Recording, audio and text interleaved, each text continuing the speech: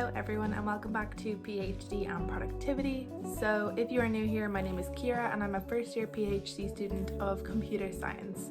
This channel is dedicated to PhD related things and ways to be productive during that time, but it can also be relevant to any student or anyone in a knowledge-based work. At the moment, my university is currently closed due to the coronavirus, and so everybody is expected to do their research work at home, as well as any classes will be online and our exams at the end of the semester will all be taken at a distance. So for me, I'm quite used to working from home anyways, but I know that it's kind of different for some people, and people aren't really used to spending entire days and entire weeks at home, and it's likely that here in Ireland that this will be extended for a number of weeks. So this is the time where you really need to consider what you want to be doing during this time. So this video is all going to be about how you can use this time to your best advantage, because while it isn't ideal, there's still a lot of really good things that you can do during this time. We can definitely use this time to our advantage. For example, one thing that I'm doing is putting out a lot more content during this time because I'm no longer commuting to and from my university, so I have more hours in the day to be able to spend on YouTube. So I'll be putting out a new video every day this week, and possibly for longer than that depending on how it goes. So if you would like to see more videos about being productive and about doing a PhD, then be sure to subscribe and hit the notification bell so that you know when new videos are uploaded. So I divided up the things that you can do in this time into a few different categories, and those are specific to your PhD, routine, home life, personal finances, and self-development and self-care.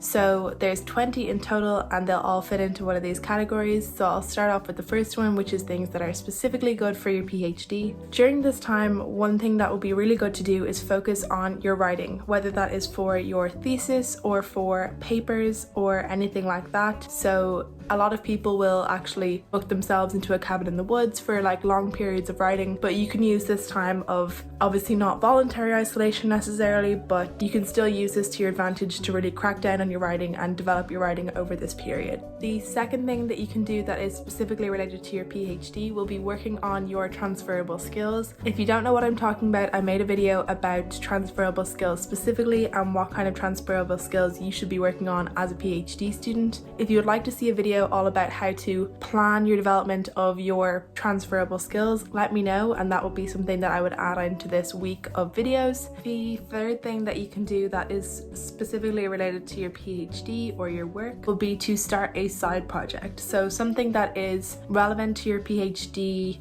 like field in general, but is not specifically related to your PhD. So that can be useful because it can be a different thing to add on to your CV, and it can be quite interesting to work on a new project, as well as you'll probably start developing a few different skills that'll be good for life after your PhD that perhaps aren't specifically used for your exact PhD. And it can also be able to generate creativity and help you work better on your actual PhD. And as well, that you can do with other people from your university or a research institute, so you can collaborate with people through online FaceTime or Skype or something like that, and this can be a good way to stay connected and not to be completely isolated. The next group of things are all related to routines. Because you can kind of control when and how you work, it's a good time to figure out what kind of routines work well for you. And the first way to do that is to stop relying on an alarm clock. So get into the habit of finding a sleep routine that works for you, what time it suits you to go to sleep and to wake up, and trying to start waking up naturally without relying on an alarm clock so much, so that when you go back to getting up and going to university or to work, that you won't be shocked by the alarm wake up every morning and you'll just be used to getting up at that time.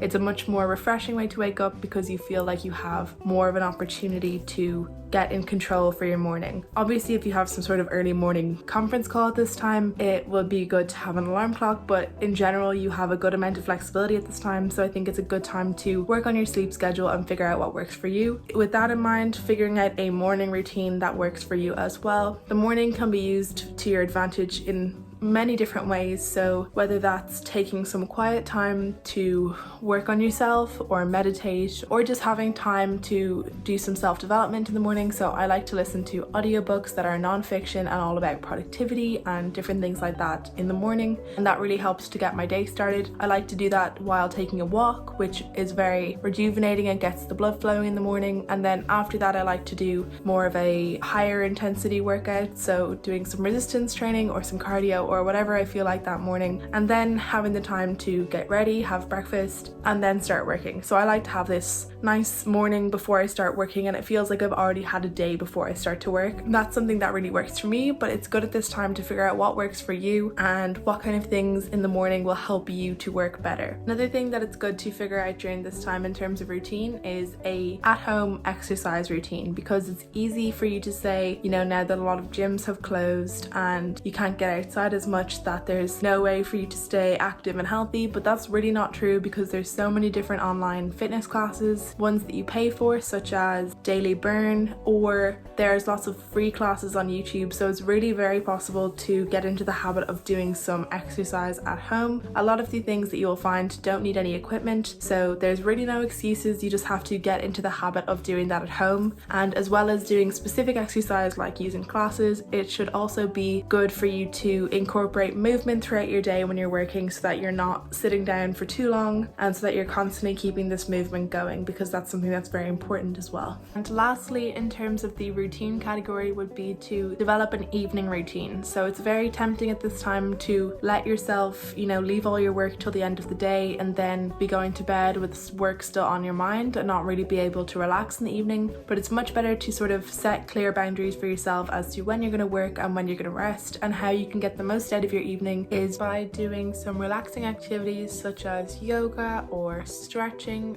or any sort of relaxation you can do through apps such as Calm or Headspace, as well as cooking can be quite relaxing, or doing any sort of hobby that you enjoy. So that can all be stuff that you can incorporate into your evening routine to get the most benefit out of your evening off of work. Moving on to the next category, which is home. So while you're at home, you might as well take some time to actually do some things for your home, whether that's decluttering, which is something that has become very trendy recently. Well, I suppose in the last couple of years, from Marie Kondo's Life-Changing Magic of Tidying Up. So if you haven't seen that Netflix show, now could be a good time to watch it and start to implement some of those things, such as just living a more decluttered life. So decluttering during this time is something you could definitely do. Another thing would just be to do a big deep clean, because it's something that sometimes there are things that you clean every week, and other times there are things that kind of just don't get cleaned as often, and they should be things you should be really trying to deep clean at this time, and making sure that you can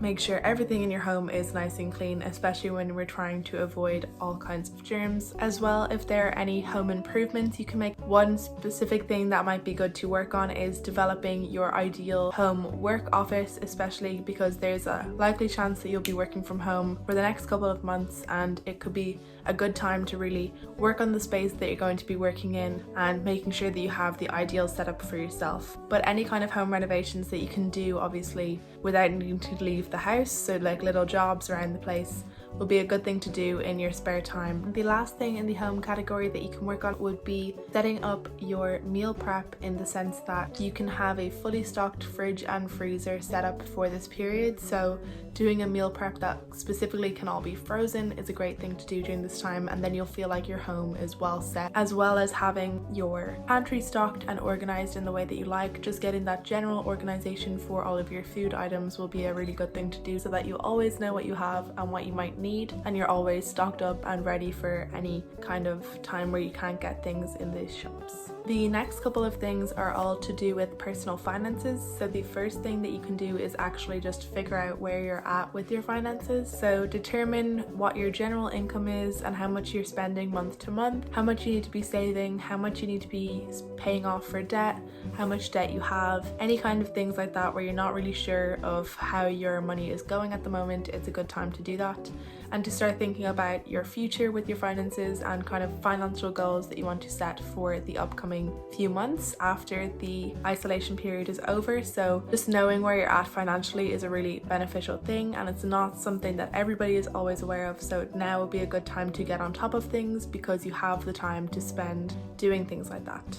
With that in mind, another useful thing to do during this time is to actually save money. With there being a lot of things closed and a lot of people obviously social distancing and everything like that, you don't want to be going to anything that will have other people at it, so that means there's a lot of general activities that you won't be spending money on during this time. So actually just making the effort to save money during this time and put any money that you're not spending that you usually would have spent into savings would be very beneficial, rather than leaving it in your checking account and being able to spend it right after this period is over, or spending it online, overspending it in the groceries and things like that. So actually saving money that you would have spent doing different things that you now can't do, and then you'll be able to actually use this money in the future for more beneficial things, such as something you're saving up for. And the last thing that you can do with regards to finances would be to start a side hustle, so a sort of side job that takes in money. Obviously something that can be done from home, probably online.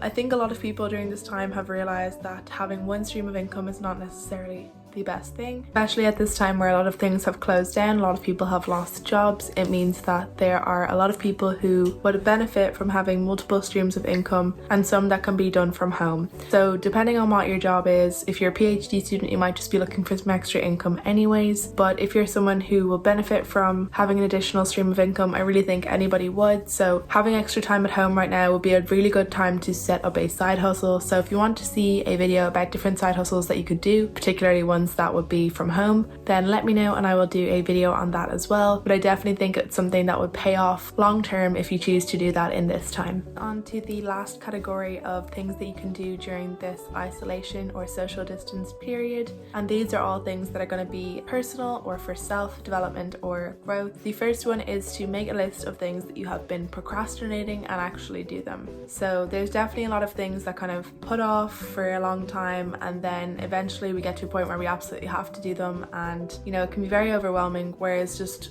every once in a while making a list of things and just doing everything is the best way to deal with it if you aren't currently making any changes to your procrastination habits. But after that, trying to stop procrastinating in general would be a good thing to do, and if it's something that you can learn to do during this time, then that's a great thing to spend your time doing. Next thing that you can do all about yourself would be to actually learn about yourself. So with having plenty of time at home and plenty of time to spend online, you might want to actually do something useful, such as taking some personality tests or finding out some different things about yourself, whether that's to do with your birth year, different things like that, and figuring out, you know, different things about yourself, such as the things you like, the things you don't like, and your values and different things like that. It can be very beneficial and very comforting to learn things about yourself, and it means that in the future you better know how to deal with situations because of things like that. So I always think that's something good to do. One very beneficial thing that you can do during this time for yourself is to read, whether that is fiction or non-fiction, and whether it is physically reading a book or listening to an audiobook. Reading is always going to benefit you because you can always learn something from books. If it's fiction and you're just spending some time relaxing listening to them, learning from the non-fiction books, learning about productivity and things like that, then that's also very beneficial. Having extra time at the moment could be definitely a good time to start reading more or incorporating that into your daily routine. Another good thing to do during this time is to practice self-care. So do some activities that would be whatever self-care means to you, whether that's doing some exercise or stretching, relaxing, whether it's taking a bath or doing some sort of at-home spa things like doing your nails or face mask or anything like that. Anything that makes you feel good. And so do those things, because especially at this time when it is quite scary and a lot of people are anxious, it's a good time to really take care of yourself. Another extremely useful thing you can do during this time is to pick up a new skill, specifically something that can be done at home or that is related to the home. So for example, learning things about interior design or improving your cooking or anything like that that you can actually do at home and develop at home. So there are plenty of ways you can do this, whether it's watching cooking shows or if you have any courses online, so things like Skillshare or Teachable or anything like that that you can learn more and start a course that you can develop those skills is very useful. It's always good to keep learning. It's one of my things that I think I will always do forever, is to continue to learn new things. I definitely plan on improving my cooking during this time because, you know, we won't be going out to restaurants or anything, so it's good to keep mixing things up and still experiencing new dishes and stuff that can be done from the comfort of your own home. And the last thing that I recommend you do during this time, if you're going to do something, is to pick up a creative hobby. So I recently read a book which talks about deep play, which is the idea that you can have a hobby that you are very invested in and that complements your work, because when you're being creative, you also are subconsciously allowing your mind to do other things, and then you'll be able to work on your actual work better. One of the videos I will be doing this week will be about the benefits of hobbies for PhD students and which ones are specifically beneficial. So if you'd like to see that video, be sure to subscribe and hit the notification bell so that you know when that video is uploaded. So that is it for this video. I really hope you enjoyed it. I hope you'll be taking on some of this advice. If you have any other suggestions for things that you think would be a good thing for anyone to do during this time, be sure to comment that down below, because I'm sure everyone would love to hear it. I know I would love to hear it, and I will see you guys in the next video.